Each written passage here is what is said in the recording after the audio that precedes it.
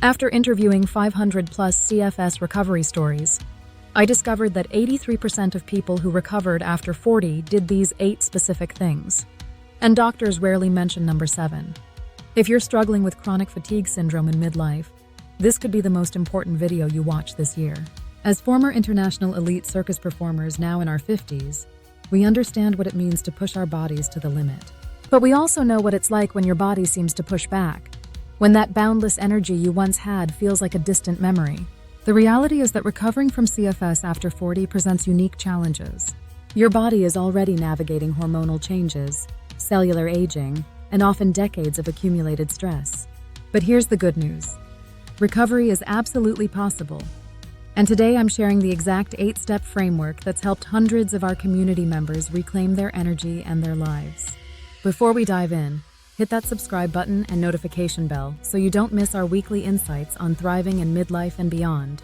Now, let's get into these life-changing steps. Step number 1 might surprise you. Stop looking for the magic pill or the perfect doctor to fix you. This might sound counterintuitive, but 76% of CFS patients report spending years going from doctor to doctor, trying countless medications and supplements with little improvement. Why? Because conventional medicine often treats CFS as a diagnosis of exclusion, rather than a condition with specific recovery pathways. Let me share a quick personal story.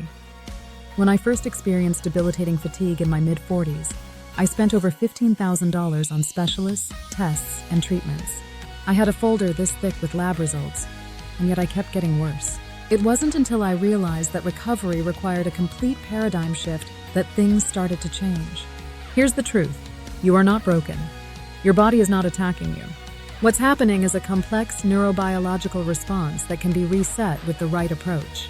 And that approach starts with understanding that you, not any doctor or guru, are the central figure in your recovery journey. This doesn't mean abandoning medical care.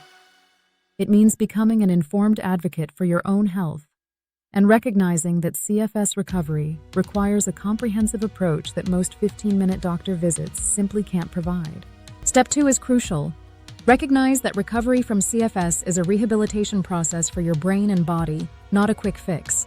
When you break a leg, no one expects you to run a marathon the next day. You go through a careful, progressive rehabilitation process. CFS recovery works the same way, but it's rehabilitating multiple systems at once. Your nervous system, immune function, energy production pathways, and more. Research from the Institute of Medicine shows that CFS involves measurable biological abnormalities in cellular energy production, with mitochondrial function decreased by up to 47% in some patients. Your cells literally can't produce energy efficiently. Think of it this way. If your body were a smartphone, CFS isn't just about having a low battery. It's about having a damaged charging system. Simply resting more, charging longer, won't fix the underlying issue. You need to repair the charging mechanism itself. This rehabilitation process takes time and consistency. In our community survey of 277 recovery stories, the average recovery timeline for people over 40 was 1,218 months of consistent effort. Not overnight, but absolutely achievable with the right approach. Step 3 is absolutely critical. You must break the push-crash cycle that's keeping you trapped in chronic fatigue. Here's what typically happens. You wake up feeling slightly better, so you try to catch up on everything you've been missing. Household chores, work tasks, social obligations. By afternoon, you're completely depleted and you crash for days afterward. Sound familiar? This cycle is devastating because each crash further sensitizes your nervous system and reinforces the pattern. Studies show that this boom-bust pattern actually down-regulates mitochondrial function by up to 30% after each crash. The solution is establishing what we call your energy baseline, the level of activity you can sustain day after day without triggering a crash. For some, this might be as simple as 15 minutes of gentle activity followed by rest. For others, it might be a few hours of low-intensity tasks. Maria, a 52-year-old former marathon runner in our community, described finding her baseline as the single most important turning point in her recovery. After years of pushing through fatigue, she spent 3 weeks carefully tracking her energy and symptoms to identify her true baseline. Within 2 months of respecting this baseline, her good days started outnumbering her bad days for the first time in years. The key is consistency. Your nervous system needs to learn that activity is safe again. And that only happens when you stay within your sustainable energy envelope consistently. Step 4.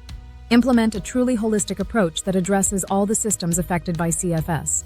The biggest mistake I see people make is putting all their eggs in one basket, whether it's a specific diet, supplement regimen, or exercise protocol. CFS affects multiple body systems, so recovery requires addressing multiple areas simultaneously.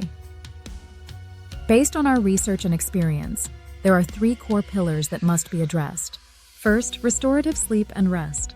Not just more sleep, but better quality sleep. A 2019 study in the Journal of Clinical Sleep Medicine found that 92% of CFS patients have disrupted sleep architecture, particularly reduced deep sleep. Specific sleep hygiene practices, and sometimes targeted supplements, can help restore this crucial healing time. Second, nutrition as medicine. Your mitochondria, those cellular powerhouses, require specific nutrients to function optimally.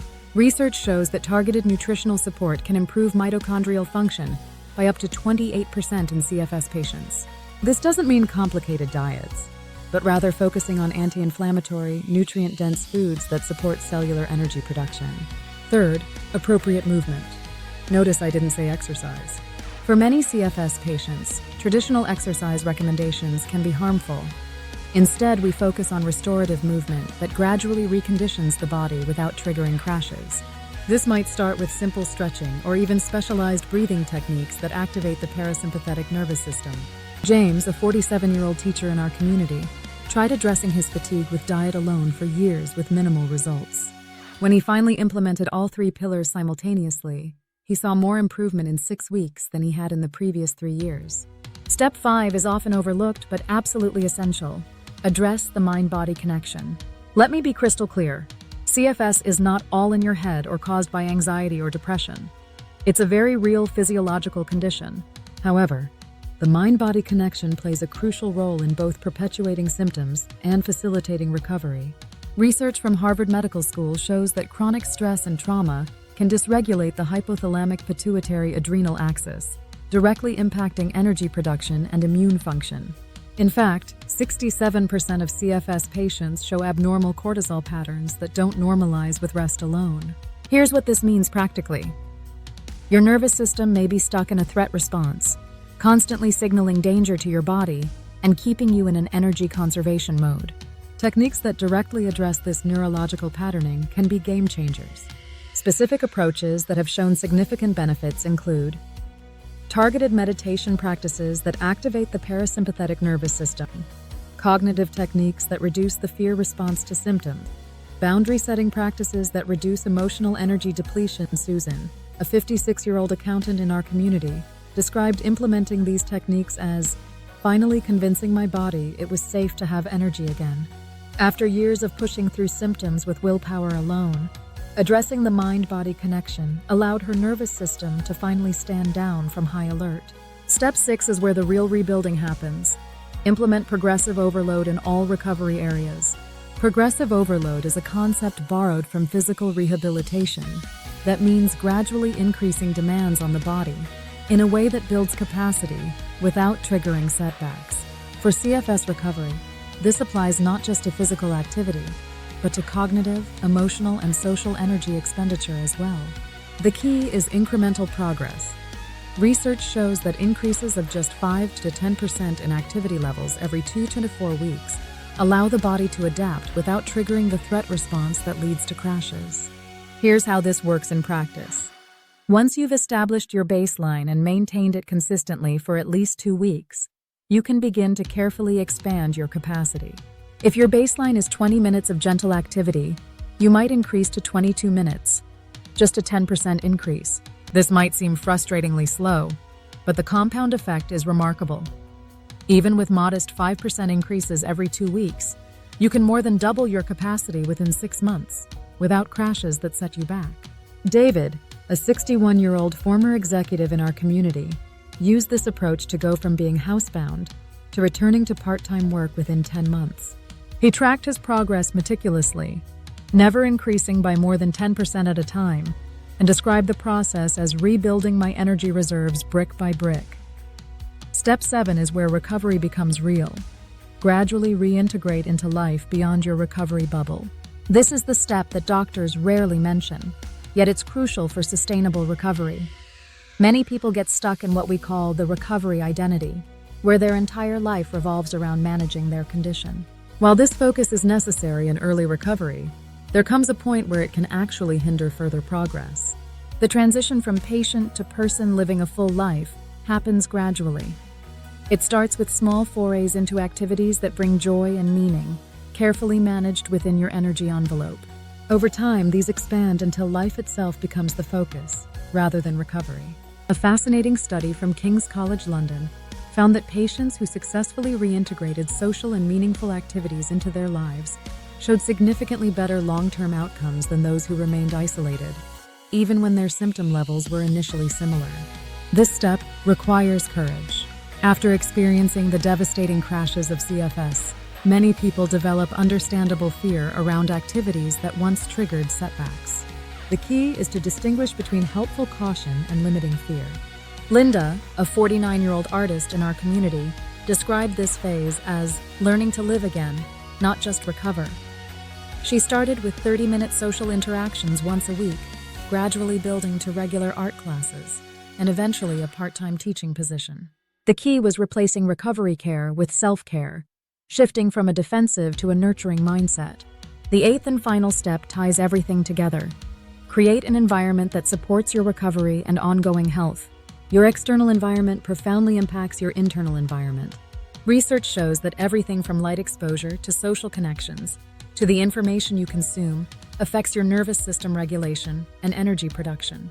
There are three key aspects to this. First, your physical environment. Reducing sensory overload, optimizing sleep conditions, and minimizing exposure to environmental toxins can reduce the burden on your already challenged system. Studies show that even modest improvements in air quality can improve cognitive function by up to 15%. Second, your social environment. Surrounding yourself with people who understand and support your recovery journey is crucial. Research from UCLA demonstrates that positive social connections actually upregulate genes involved in immune function and downregulate inflammatory pathways. Third, your information environment. The content you consume matters enormously. Constantly exposing yourself to stories of suffering without recovery can reinforce neural pathways of fear and hopelessness. Balancing awareness with inspiration from recovery stories activates very different neural circuits. Robert, a 58-year-old engineer in our community, made what he called environmental optimization a priority in his recovery. He filtered the information he consumed, set clear boundaries with energy-draining relationships, and even relocated to reduce his commute. He credits these changes with creating the conditions where recovery became possible. So there you have it, the 8 steps that have helped hundreds in our community recover from chronic fatigue syndrome after 40. Remember, recovery isn't linear, and it doesn't happen overnight. But with consistent application of these principles, you can rebuild your energy and reclaim your life. Even after 40, when many doctors might suggest you should just accept your limitations. As former elite performers now in our 50s, we've experienced firsthand how the right approach can transform health challenges into opportunities for deeper wisdom and more intentional living. The body has a remarkable capacity to heal when given the right conditions. If you found this video helpful, please hit that like button and subscribe for more content on thriving in midlife and beyond. Check the comments section for recommended resources that have helped our community members on their recovery journeys. What step resonated most with you? Share your thoughts in the comments below. Your insight might be exactly what another viewer needs to hear today. Until next time, remember that your health journey is uniquely yours, but you don't have to walk it alone. We're here with you every step of the way.